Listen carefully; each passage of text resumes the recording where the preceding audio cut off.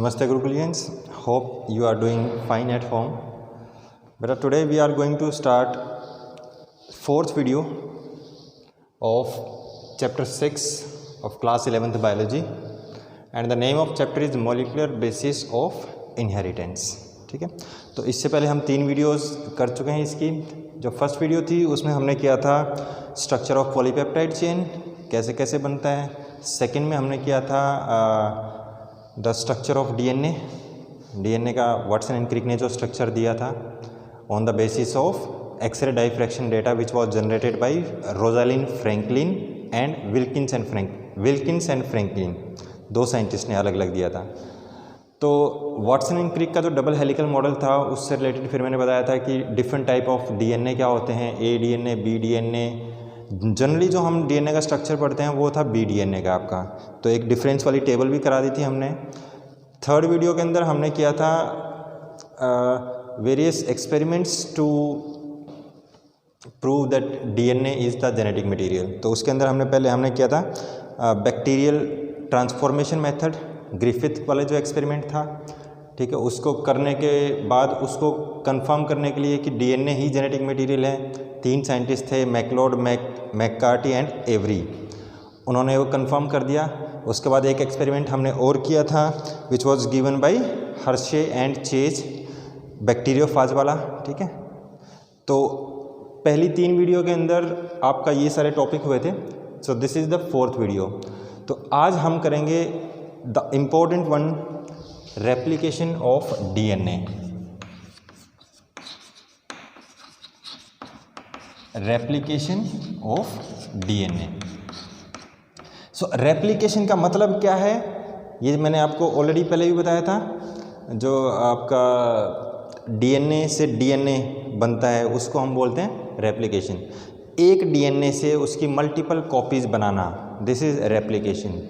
DNA से RNA बनना, that is transcription, और आरएनए से प्रोटीन बनना, वो आपका ट्रांसलेशन होता है, ठीक है। तो आज का टॉपिक हमारा रेप्लिकेशन ऑफ डीएनए, बहुत इंपॉर्टेंट टॉपिक है। तो सबसे पहले रेप्लिकेशन ऑफ डीएनए के अंदर एक लाइन आएगी कि भाई जो वाटसन एंड क्रिक है, they have proposed that DNA of replication is semi conservative. DNA of replication नहीं, रेप्लिकेशन ऑफ डीएनए, या फिर सिंपली लिख देते हैं DNA replication is semi conservative. Semi conservative in nature. तो इस लाइन का मतलब क्या है पहले तो, ठीक है, कि मान लो ये हमारे पास एक डीएनए है,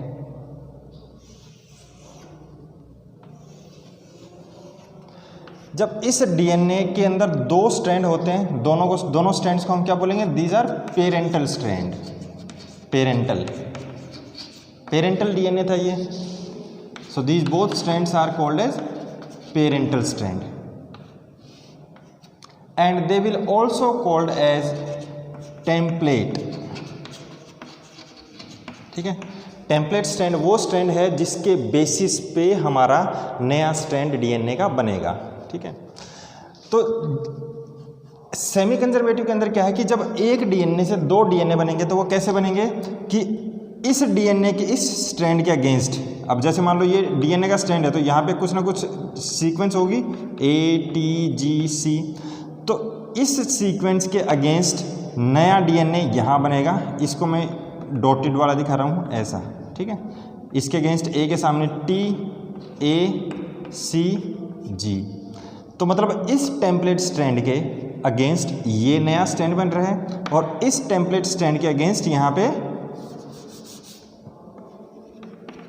दूसरा नया स्ट्रैंड बनेगा, ठीक है। तो जो डार्क लाइन है वो है आपका टेम्पलेट स्ट्रैंड और जो ये डॉटेड वाली लाइन है ये क्या है आपका न्यू स्ट्रैंड, ठीक है। अब ये जब इसके साथ ये न्यू स्ट्रैंड बनेगा तो यहाँ पे बॉन्डिंग बनेगी इसकी ऐसे, सेम टू सेम यहाँ पे अब जैसे मान लो ATGC है तो इसके सामने वाले स्ट्रैंड के अंदर क्या सीक्वेंस होगी, दैट विल बी कॉम्प्लीमेंट्री। और कॉम्प्लीमेंट्री मतलब A के सामने TACG, और इसके अगेंस्ट इसको टेम्पलेट मान के इसके बेसिस पर नए स्ट्रैंड की सीक्वेंस क्या होगी, that will be again complementary. तो इसकी सीक्वेंस होगी यहाँ पे ATGC। अब देखो यहाँ पे इनके बीच में बॉन्ड बन गई, तो अब आपके 2 DNA जो बने वो कौन से होंगे, एक तो ये और एक ये, ठीक है। 2 DNA, एक DNA था उससे 2 DNA बने, और दोनों DNA के अंदर देखो आप एक स्ट्रैंड जो है वो पेरेंटल स्ट्रैंड है और दूसरा स्ट्रैंड न्यू है। इसमें भी एक पेरेंटल स्ट्रैंड है, एक न्यू स्ट्रैंड है। सो जो पेरेंटल स्ट्रैंड है दैट विल बी टेम्पलेट, और उसी की सीक्वेंस के बेसिस पे नया स्ट्रैंड जो होगा उसकी सीक्वेंस डिपेंड करती है, ठीक है, कॉम्प्लीमेंट्रिटी रूल के हिसाब से। तो इस प्रोसेस को हम बोलते हैं सेमी कंजर्वेटिव नेचर की। जब नया DNA बना तो उसके अंदर कुछ इन्फॉर्मेशन जो है वो पेरेंटल DNA की भी आई, सेमी कंजर्वेटिव, उसने कंजर्व किया इन्फॉर्मेशन को। और सेमी क्यों बोला, क्योंकि एक नए DNA के अंदर आधी इन्फॉर्मेशन ही आई है, सेमी कंजर्वेटिव। तो जो पेरेंटल DNA था उसकी इन्फॉर्मेशन नई DNA के अंदर गई है, इसी चीज़ को बोल रहे हैं हम semi conservative nature of DNA replication.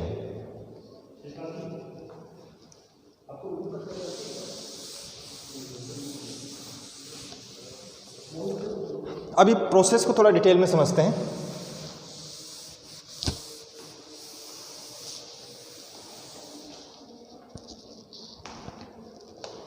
सबसे पहले जो आपका हम रेप्लिकेशन यहाँ पे पढ़ेंगे वो होगी आपकी प्रोकैरियोट की, ठीक है, replication in prokaryotes.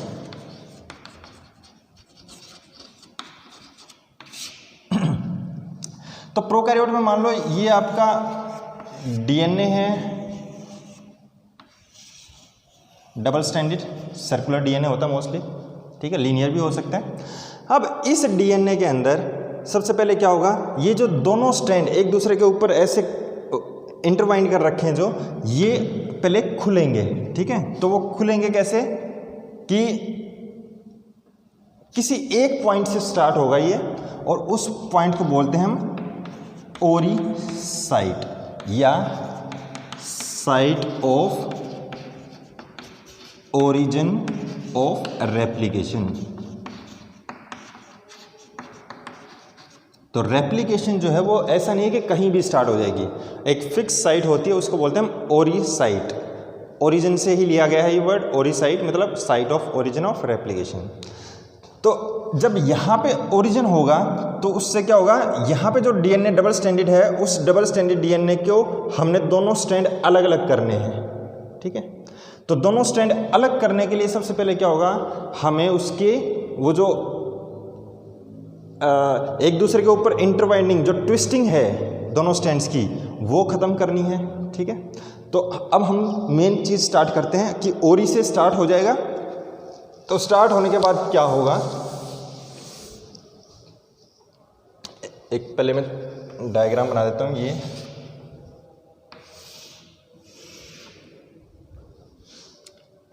This is 3 5 3 actually में ये क्या है, पहले इस चीज़ को ध्यान से समझो। ये हमारे पास DNA का स्ट्रैंड था, दोनों पेरेंटल DNA है, 2 स्ट्रैंड है, उसको हमने ओपन कर दिया, दोनों स्ट्रैंड्स को अलग कर दिया। तो अलग करने के लिए सबसे पहले क्या करना पड़ेगा हमें, पहले तो वो एक दूसरे के ऊपर जो ट्विस्टेड हैं उसको हमने ट्विस्टिंग को ख़त्म करना है, ठीक है, उस हेलिक्स को ब्रेक करना है हमने। तो the first enzyme which will be helicase. अब देखो हर स्टेप पे आपने एंजाइम का नाम याद रखना है। First enzyme is helicase. ये क्या करेगा, इट विल ब्रेक हेलिक्स, ठीक है, मतलब दोनों स्ट्रैंड्स को अलग अलग करवाएगा, उसकी इंटरवाइंडिंग जो है वो उसको ट्विस्टिंग को ख़त्म करवाएगा। पर जब हम इसको ट्विस्टिंग को ख़त्म करेंगे तो क्या होगा, यहाँ पे बहुत सारी टेंशन क्रिएट हो जाएगी। ये मान लो कैसे होगा, जैसे जैसे मान लो ये 2 स्ट्रैंड हैं डीएनए के, मैंने ये ऐसे कर रखा है इसके ऊपर, ये ट्विस्टिंग होगी दोनों स्ट्रैंड्स की। अब मैं इसको यहाँ से खोलने की कोशिश कर रहा हूँ, दोनों स्ट्रैंड्स को एक दूसरे के ऊपर ट्विस्टेड हैं। जब मैं यहाँ से खोलता जा रहा हूँ इसको, तो इस साइड ये वाला जो एरिया है, यहाँ पे देखो टेंशन क्रिएट हो रही है, यहाँ पे टेंशन क्रिएट होती जा रही है, तो ये आगे से खुलता जा रहा है दोनों स्ट्रैंड। तो इस वाली स्ट्रक्चर को हम क्या बोलते हैं? This is Y shaped replication fork. This is Y shaped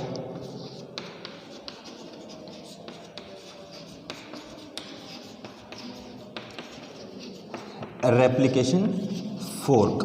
fork मतलब चम्मच टाइप, ठीक है, वाई शेप है। तो सबसे पहला काम किसका था? हेलिकेज का। तो हेलिकेज ने यहाँ पे क्या किया? ये हेलिकेज एंजाइम हो गया, उसने 2 स्ट्रैंड्स को अलग करवा रहा है वो, ठीक है, हेलिक्स को तोड़ रहा है। अब जब हेलिक्स टूट रहा है तो पीछे हम कह रहे हैं कि टेंशन बढ़ती जा रही है। उस टेंशन को रिलीज करने के लिए यहाँ पे एक दूसरा एंजाइम है, the name of that enzyme is topoisomerase, और इसको गायरेज भी बोल देते हैं कई बार, ठीक है। सो गायरेज का फंक्शन क्या है?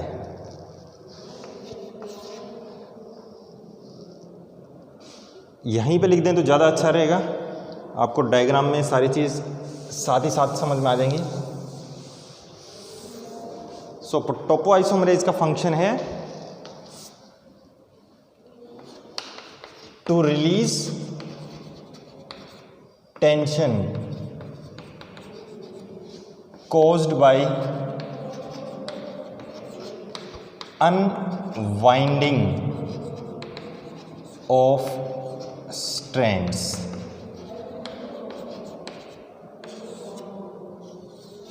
ठीक है, टोपोआइसोमरेज का फंक्शन ये हो गया। साथ में हेलिकेज का फंक्शन यहीं पे लिख देते हैं,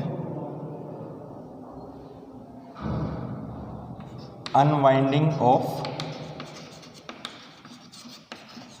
स्ट्रैंड्स।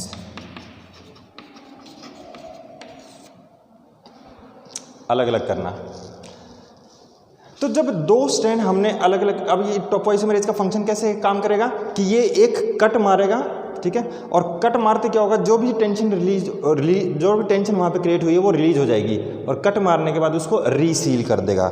जैसे दोबारा मैं बता देता हूँ कि ये मैंने दोनों स्ट्रैंड्स को एक दूसरे के ऊपर इंटरवाइंड किया, आगे से मैं इसको खोलता जाऊंगा तो पीछे यहाँ पे टेंशन क्रिएट हो रही है, ठीक है।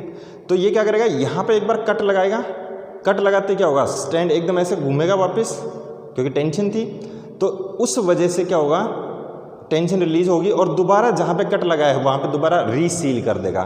सो उसको बोलते हैं हम by nicking and resealing of the strands, ठीक है। उसकी वजह से क्या हो गया, आपका जो टेंशन थी वो रिलीज होगी। ये किसने करी, टोपोआइसोमरेज ने या गायरेज ने। सबसे पहला फंक्शन किसका, हेलिकेज का, दूसरा फंक्शन टोपोआइसोमरेज का। सो टोपोआइसोमरेज को मैं यहाँ पे ऐसे दिखा देता हूँ, ठीक है, दिस इज टोपोआइसोमरेज। तीसरा, अब जब दोनों स्ट्रैंड अलग अलग हो गए हैं तो क्या होगा, इन दोनों के बीच में बॉन्ड्स टूट गई हैं, but DNA has a property to rejoin the both the strands, parental strand, दोबारा बॉन्ड बन सकती हैं। तो उससे बचाने के लिए हमने क्या किया, यहाँ पे हमने लगा दिए कुछ प्रोटीन्स,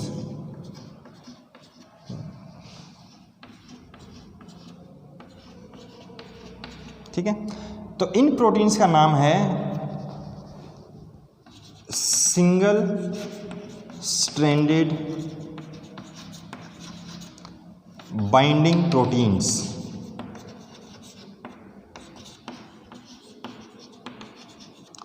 SSBPs, ठीक है, सिंगल स्ट्रैंडेड बाइंडिंग प्रोटीन्स। ये यहाँ पे मैं मिटा देता हूँ क्योंकि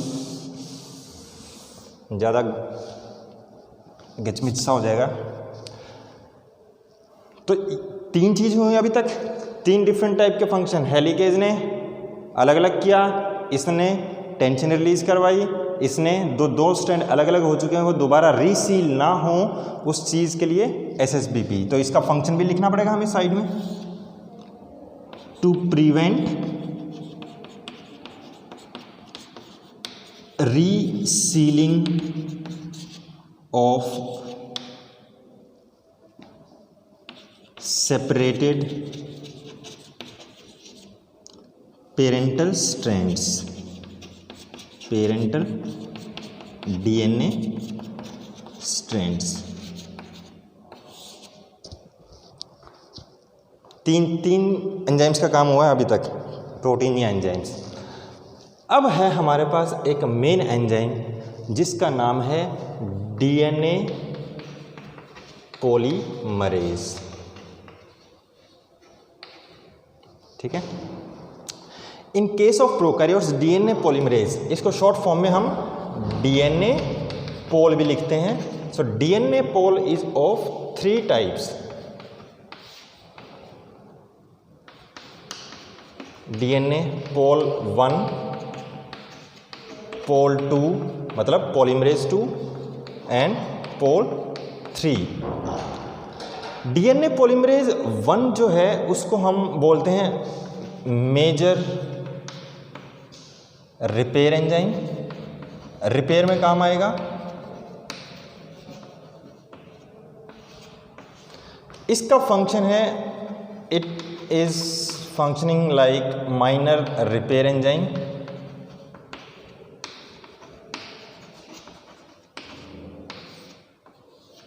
और सबसे मेन जो काम है दैट इज ऑफ पॉलीमरेज 3, काम है polymerization and extension of DNA strand.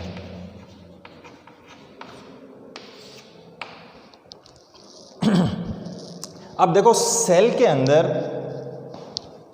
Deoxy nucleotides like AMP adenosine monophosphate, guanosine monophosphate, cytosine monophosphate and thymine monophosphate. डी मैं इसलिए लगा रहा हूँ क्योंकि डीऑक्सीराइबोज शुगर थी उसके अंदर। ठीक है, तो ये न्यूक्लियोटाइड ऑलरेडी प्रेजेंट हैं पर ये एक्टिव नहीं है।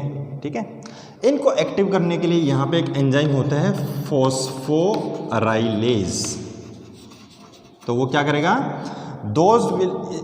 This enzyme will convert these inactive nucleotides into active.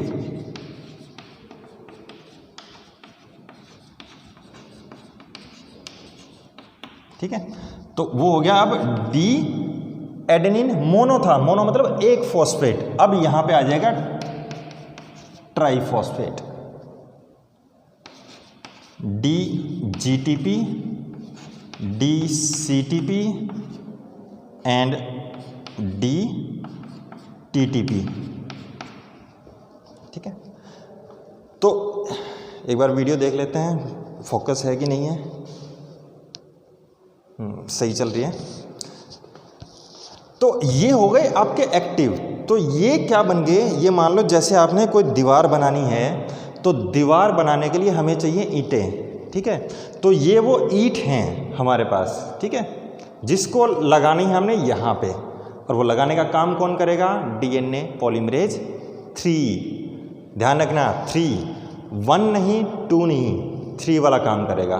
ठीक है, तो अब ये ऑलरेडी सेल के अंदर प्रेजेंट हैं। ठीक है, एक्टिव करवा दिए किसने, फॉस्फोराइलेज एंजाइम ने। अब इनको हमने यहाँ इनके साथ इनके अगेंस्ट लेके आना है और लगाते जाना है एज ए कॉम्प्लीमेंट्री रूल। तो जैसे मान लो मैंने बोल दिया यहाँ पे है AT GCG जो भी होगा यहाँ पे, तो जो पेरेंटल स्ट्रैंड में सीक्वेंस होगी उसके अगेंस्ट जो न्यूक्लियोटाइड होगा कॉम्प्लीमेंट्री। अब जैसे यहाँ पे A है तो यहाँ से क्या इसके सामने आगे लगेगा, ये वाला TTP वाला, तो यहाँ लग जाएगा इसके सामने T। ठीक है, नया स्ट्रैंड के अंदर पेरेंटल स्ट्रैंड की sequence will determine the sequence of new strand. तो हम कह रहे हैं कि भाई डीएनए पॉलीमरेज 3 ने करनी है, ये ईंटें उठा उठा के यहाँ लगानी है। तो ये हो गया आपका मिस्त्री, ठीक है, मिस्त्री ने ईंटें उठा के लगानी है। पर मिस्त्री आपके देखा होगा 2 टाइप के होते हैं, एक बड़ा मिस्त्री एक्सपीरियंस वाला, एक होता है इनएक्सपीरियंस। इनएक्सपीरियंस वाले को क्या करते हैं हम, बड़ा मिस्त्री क्या करेगा, एक लंबी दीवार खींचनी है, उसने पहले 2-3 ईंटें लगा दी वहाँ पे, और वहाँ से एक धागा बांधता है स्ट्रेट लाइन और धागे को फिक्स कर देता है। तो जो इनएक्सपीरियंस्ड मिस्त्री होता है वो क्या करेगा, उस धागे को देख के वहाँ पे बस ईंटें उसने रखते जाना है। अब इस चीज़ को समझो कि मेन मिस्त्री ने काम स्टार्ट कर दिया, पर उसको पूरा कौन करवा रहा है, दूसरा मिस्त्री जो इनएक्सपीरियंस्ड है, ठीक है। तो इनएक्सपीरियंस वाले ने करना है मेन काम, ज़्यादा लंबा काम उसी ने करना है, पर वो स्टार्ट नहीं कर सकता। तो स्टार्ट कौन करवाएगा, स्टार्ट करवाएगा एक अनदर एंजाइम। मैं इस चीज़ को मिटा देता हूँ यहाँ पे। The name of that enzyme is primase, ठीक है। एज जहां पे भी लग गया मतलब वो एंजाइम है। सो इसका फंक्शन क्या है, फॉर्मेशन ऑफ आरएनए प्राइमर्स। अब आरएनए प्राइमर हमने क्यों बोला, क्योंकि ये होते हैं सिंगल स्ट्रैंडेड, और सिंगल स्ट्रैंडेड ये होंगे तभी ये इस पेरेंटल स्ट्रैंड के साथ बॉन्ड बनाएंगे, ठीक है। तो आरएनए प्राइमर्स जो होते हैं वो 10 to 20 न्यूक्लियोटाइड लॉन्ग होते हैं। So these will be formed by primase enzyme, ठीक है। तो प्राइमेज एंजाइम क्या करेगा, वो आपका यहां पे ये प्राइमर लग गया,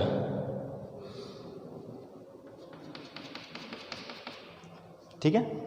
सो primer will always bind towards the 3' end of parental strand. देखो इस साइड 3' है, ये 5' है, तो जितने ओपन होता जाएगा डीएनए का स्ट्रैंड वहां पे आके लगता जाएगा ये, ठीक है। तो यहां पे लग गया आपका primer. So this is primer, और प्राइमर की सीक्वेंस क्या होगी, this will be complementary to parental strand. तो यहां पे इसकी सीक्वेंस TAC। अब इसने दे दिया एक प्लेटफॉर्म, इस प्लेटफॉर्म को यूज करके डीएनए पॉलीमरेज 3 जो इनएक्सपीरियंस्ड एंजाइम है, पर सारा मोस्टली काम वही करेगा।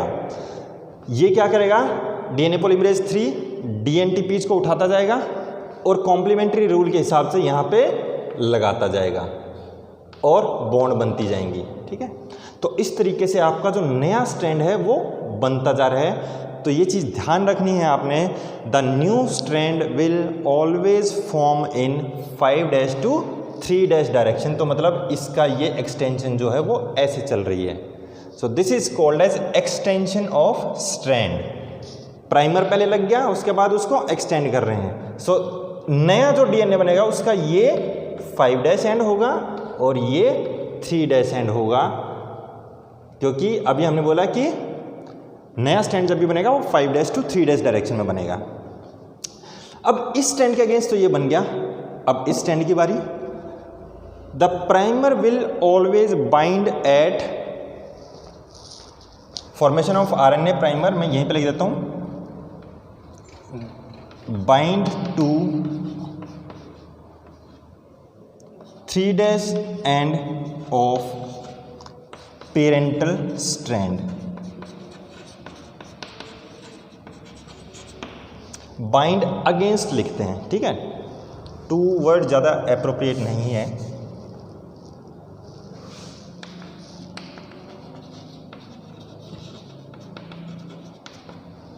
हर एक चीज़ को ध्यान से देखते जाना है, बहुत इजी है ये टॉपिक अगर आप ध्यान से देखते जाओगे तो, ठीक है।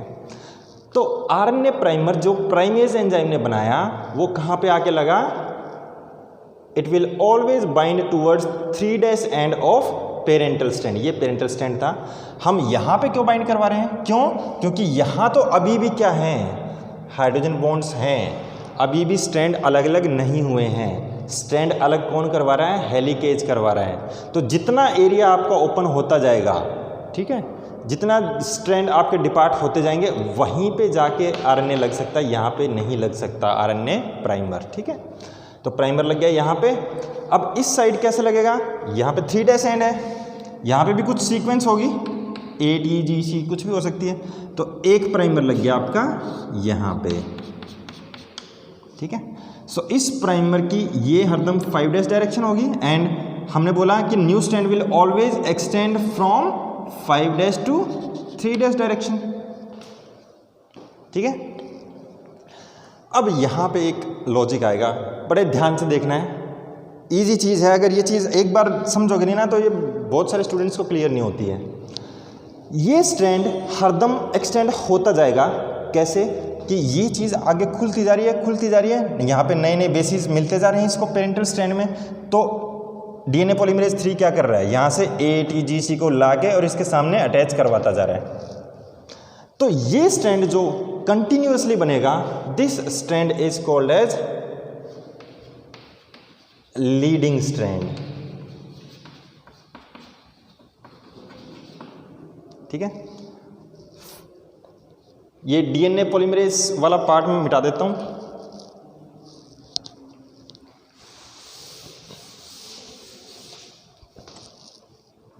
So leading strand formed continuously and rapidly, थोड़ा फास्ट बनता है ये लीडिंग, जो लीड करेगा। ठीक है, जल्दी कर जो काम होगा उसकी बजाय। अब आप यहाँ पे देखो, हमने बोला था कि प्राइमर लगेगा हरदम 3' एंड ऑफ पेरेंटल स्ट्रैंड, पर जब ये DNA ऐसे खुलता जाता है तो आगे आगे ऐसे खुलेगा तो इसका 3' एंड पे नए नए न्यूक्लियोटाइड आते जाएंगे। तो क्या होगा, एक बार यहाँ पे लग गया, वो पीछे तो जाएगा नहीं, एक्सटेंशन तो 5 से 3 डायरेक्शन में होनी है, तो ये हरदम इस तरीके से जाएगा 5' to 3'। तो जब ये और ज़्यादा खुल जाएगा तो यहाँ पे फिर एक लग जाएगा। तो अगर मैं बोलूँ कि भाई एक यहाँ पे लगा था पहले, ये प्राइमर, ठीक है, इसने ऐसे एक्सटेंड करा, मान लो पहले यहीं तक खुला था आपका DNA, तो यहाँ पे प्राइमर लगा, 5' to 3' डायरेक्शन में बन गया, फिर ये थोड़ा सा और खुल गया, फिर दोबारा एक RNA प्राइमर आएगा, फिर यहाँ लगेगा, फिर दोबारा यहाँ से यहाँ, फिर ये थोड़ा सा और खुल जाएगा तो फिर एक और RNA प्राइमर यहाँ लग जाएगा और यहाँ से फिर वो इस डायरेक्शन में करेगा। ठीक है, तो इस वजह से यहाँ पे जो नया स्ट्रैंड बनेगा वो बनेगा फ्रेगमेंट्स में। ठीक है, and these fragments are called as, एक फ्रेगमेंट ये और एक फ्रेगमेंट ये, these are called as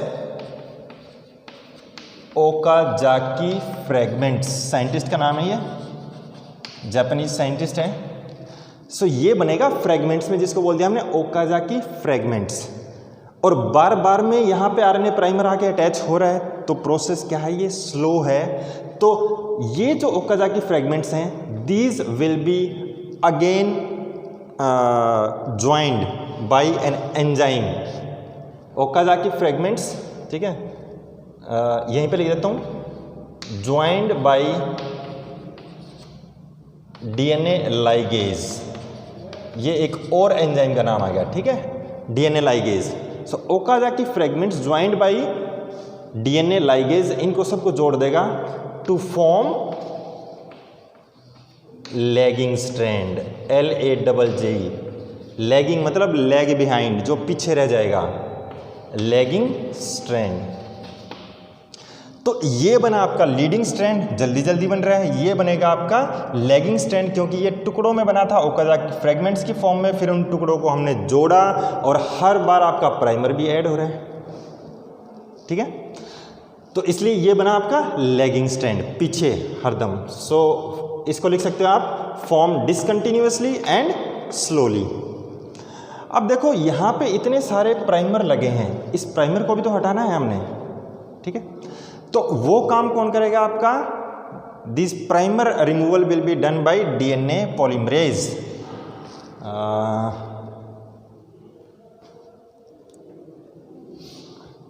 so this is primer. So this primer removal by DNA polymerase 2। ठीक है, सो ये एंजाइम क्या करेगा, यहाँ से प्राइमर हटाता जाएगा और उस प्राइमर की जगह पे जो गैप बनेगा उस गैप के अंदर उसके कोरस्पॉन्डिंग न्यूक्लियोटाइड्स यहाँ पे लगा के और एक कंटिन्यूअस स्ट्रैंड बना देगा। ठीक है, तो यहाँ तक हो गया आपका। अब एक डीएनए से आपके 2 डीएनए बन चुके हैं, एक तो ये और एक ये, और दोनों नए डीएनए के अंदर एक स्ट्रैंड पुराना है, एक नया है। ठीक है, और इसी वजह से हम इसको क्या बोलते हैं, this is semi conservative nature of DNA replication. अब आ जाते हैं लास्ट स्टेप पे। तो DNA replication process is quite fast. ठीक है, इन ई कोलाई हर एक 38 मिनट में डीएनए की कॉपीज बन जाती है। ठीक है, 38 मिनट्स में, इतनी फास्ट है। तो द स्पीड ऑफ पॉलीमराइजेशन या फिर रेप्लिकेशन, पॉलीमराइजेशन हम इसलिए बोल रहे हैं क्योंकि ATGC को जोड़ना है, that is around 2000 base pairs पर सेकेंड, एक सेकेंड में इतना जा रहा है। ठीक है, तो जो ई कोलाई है, ई कोलाई में 38 मिनट में आपकी डुप्लीकेशन हो जाती है डीएनए की, डुप्लीकेशन ऑफ डीएनए या रेप्लिकेशन ऑफ डीएनए कंप्लीट। तो जब इतने फास्टली कोई चीज़ हो रही है तो चांसेस है कि एरर भी आ सकता है। ठीक है, तो कई बार क्या होता है, DNA polymerase 3 is unable to differentiate between thymine and uracil, दोनों ही प्रेजेंट होते हैं हमारी सेल के अंदर। तो जब थायमिन और यूरेसिल में डिफ्रेंशिएट नहीं कर पाता तो बाई चांस यहाँ पे जहाँ पे टी आना चाहिए था उसने लगा दिया यू, तो ये तो गलत हो गया। ठीक है, तो आपका लास्ट स्टेप होगा प्रूफ रीडिंग,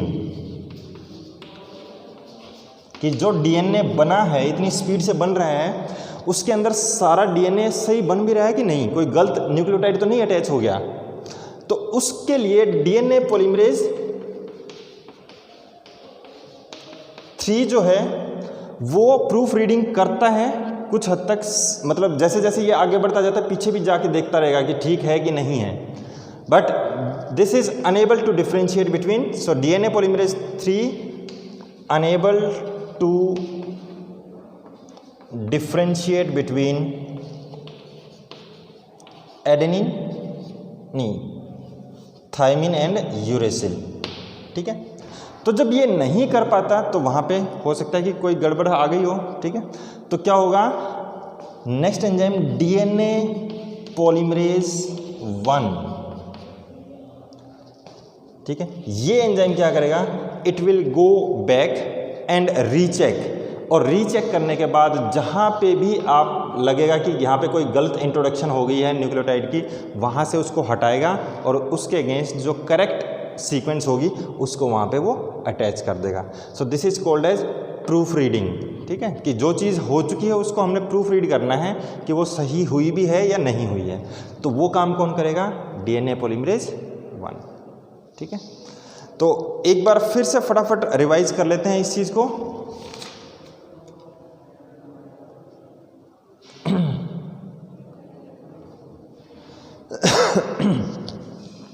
तो फटाफट रिवाइज करते हैं। सबसे पहले 2 स्टैंड थे, पेरेंटल स्टैंड, दोनों को हमने अलग अलग करना था। अलग अलग किसने किया, हेलिकेज ने किया। जब अलग करते हैं तो टेंशन इंक्रीज होती है, तो वो टोपोआइसोमरेज या डीएनए गायरेज एंजाइम जो है वो एक बार तोड़ेगा और दोबारा जोड़ देगा। निकिंग एंड रीसीलिंग का काम करेगा ये, और उसकी वजह से टेंशन रिलीज हो जाएगी दोनों स्टैंड्स के बीच में। अब जब दोनों स्टैंड अलग अलग हो गए हैं तो यहाँ पे क्या हो गए, सिंगल स्टैंडर्ड बाइंडिंग प्रोटीन आके अटैच हो गए, जिसकी वजह से ये दोनों स्टैंड वापस हाइड्रोजन बॉन्ड बना के चिपक ना जाएं। ठीक है, 4th स्टेप में क्या हो गया, आरएनए प्राइमेज एंजाइम जो है वो क्या करेगा, एक सिंगल स्टैंडर्ड आरएनए बनाएगा। 10 से 20 न्यूक्लियोटाइड के सीक्वेंस होगी जो हरदम पेरेंटल स्टैंड के 3' एंड पे, पेरेंटल स्टैंड का 3' ये हुआ, पेरेंटल स्टैंड का 3' ये हुआ, इसके अगेंस्ट आके अटैच हो जाएगा। ठीक है, so this will give the platform किसके लिए, ताकि डीएनए पॉलीमरेज 3 जो है जिसका काम ईंटें लगाना है, न्यूक्लियोटाइड को अटैच करवाना है आगे, उसके लिए प्लेटफॉर्म बना दिया। सो डीएनए पॉलीमरेज 3 क्या करेगा, पॉलीमराइजेशन करेगा इनटू 5' to 3' डायरेक्शन। एक स्ट्रैंड कंटिन्यूसली बन रहा है, उसको बोल रहे हैं हम लीडिंग स्ट्रैंड। दूसरा स्ट्रैंड वो डिसकंटिन्यूसली बन रहा है, फ्रेगमेंट्स में बनेगा, क्योंकि ये वाला स्ट्रैंड हरदम जितना ओपन होता जाएगा उसके अगेंस्ट नया नया प्राइमर आगे लगता जाएगा, ठीक है। तो इसकी वजह से बने Okazaki fragments which will be joined bye DNA ligase enzyme, ठीक है। एंजाइम्स देखो हर स्टेप पे कोई ना कोई एंजाइम का काम हो रहा है, और ज्वाइन होने के बाद ये क्या बन गया, दिस बिकम्स लेगिंग स्ट्रैंड, और ये है आपका लीडिंग स्ट्रैंड। ये दोनों आपके पेरेंटल स्ट्रैंड। तो एक डीएनए से बन गया आपके, एक ये डीएनए और एक ये डीएनए, 2 डीएनए बन गए। लास्ट में उसकी प्रूफ रीडिंग, कि प्रूफ रीडिंग जो है वो नॉर्मली डीएनए पॉलीमरेज 3 भी करता है, पर DNA polymerase 3 is unable to differentiate between thymine and uracil. तो कई बार कुछ चांसेस हैं गड़बड़ होने के, तो उसको प्रूफ रीड करने के लिए फाइनली डीएनए पॉलीमरेज 1 जो है वो रिपेयर का काम करता है, प्रूफ रीडिंग एंड रिपेयर। तो डीएनए पॉलीमरेज 1 को हम रिपेयर एंजाइम भी बोलते हैं। अभी मैंने बनाया था डीएनए पॉलीमरेज 3 टाइप के होते हैं, ठीक है। आई होप ये टॉपिक आपको समझ में आया होगा। इसी टॉपिक को मैं एक बार एनिमेशन की हेल्प से, एक वीडियो की हेल्प से और बताऊंगा, ठीक है। तो अभी वीडियो में हम आगे वही देखेंगे, ठीक है।